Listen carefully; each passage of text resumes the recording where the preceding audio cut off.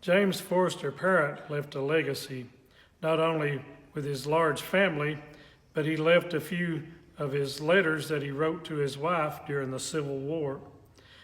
I'm Dale Welch. I'm the Putnam County historian, and I volunteer at the Monterey Depot Museum.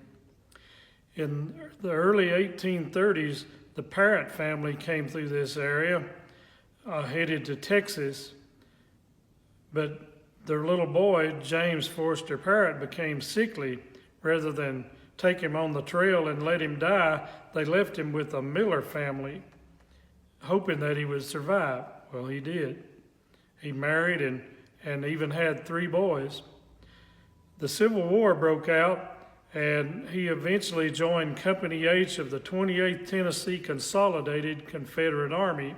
He was wounded on the battlefield and left, and the Yankees got him and took him to a military prison, and they amputated his right leg up near his knee. While in prison, he fashioned his own peg leg, and after the war was over, the poor guy had to walk all the way back to his homestead here just below Monterey. The family story is when he arrived, his wife didn't know him, and she was out sweeping the porch, and he came up and on his crutch and his peg leg, and he was nasty and dirty and beardy, and he said, "Ma'am, you reckon a fella could find a place to stay here tonight?" Well, she kept sweeping and finally said, "Well, my husband isn't here right now, but I suppose you can sleep in the barn till he gets back." But then he grinned at her, and she recognized him. There was a lot of animosity after the Civil War.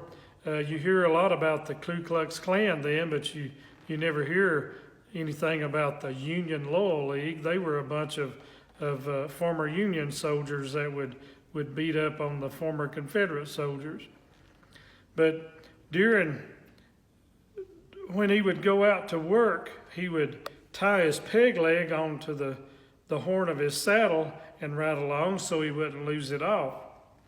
One day, he was out working in the field, and his horse came back with his peg leg on it.